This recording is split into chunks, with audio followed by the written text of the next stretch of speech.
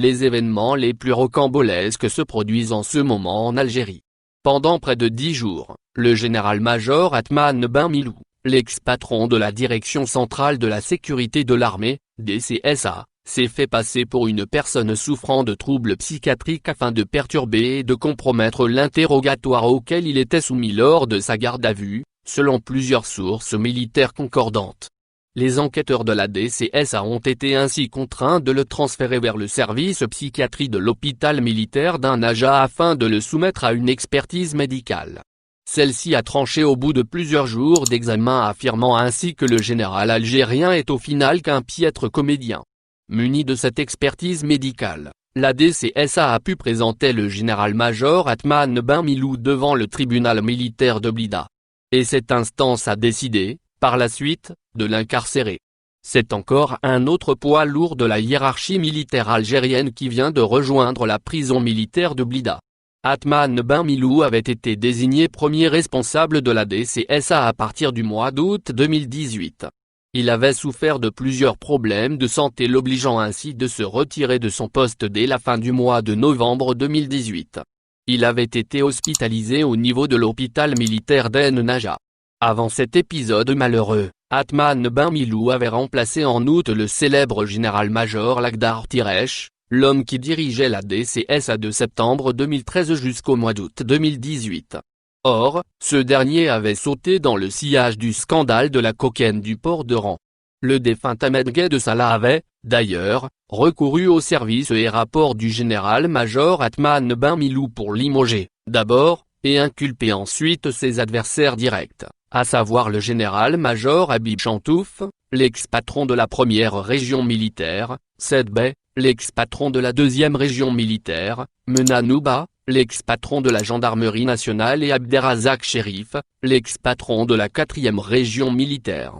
C'est effectivement la DCSA sous l'égide du général-major Atman Ben Milou qui avait été chargé de mener les enquêtes sur ces puissants officiers supérieurs de l'armée algérienne. Ahmed Gued Salah, l'ex-chef d'état-major de la NP, enclenchera les poursuites judiciaires pour enrichissement illicite contre ces chefs militaires en s'appuyant sur les rapports du général-major Atman Ben Milou. Le 14 octobre 2018, ces généraux furent placés en détention provisoire. Le 7 novembre 2018, à la suite de l'intervention de la présidence sous l'influence d'un certain Said Bouteflika, ces généraux sont remis en liberté provisoire. Après son départ de la DCSA fin novembre 2018, Atman Ben Milou était, selon nos sources, resté très influent au sein des arcanes du pouvoir militaire algérien. Lorsque le Irak commence le 22 février 2019, le clan Gued Salah va beaucoup s'appuyer sur son expertise et ses réseaux pour mener la contre-révolution dans le but de diviser les rangs de l'opposition et du peuple algérien. Mais les luttes claniques ont fait beaucoup de victimes au sein de l'institution militaire durant le règne absolutiste de Gued Salah. Début novembre 2019, Atman Ben Milou est interrogé une première fois et placé en garde à vue par la DCSA dirigée à l'époque par le général Nabil Benadzouz.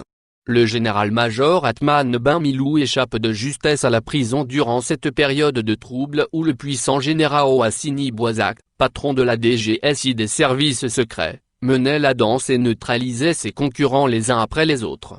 Il aura fallu finalement attendre la mort de Gued Salah et la chute de Houssini Bouazak le 14 avril dernier pour que le dossier du général-major Atman Ben Milou soit réouvert par les enquêteurs de la DCSA. Et cette fois-ci, il sera poursuivi devant la justice militaire et placé en détention. On lui reproche, entre autres, ses attitudes complotistes contre l'autorité de l'État et du haut commandement militaire. Encore un dossier explosif qu'il faut suivre de près.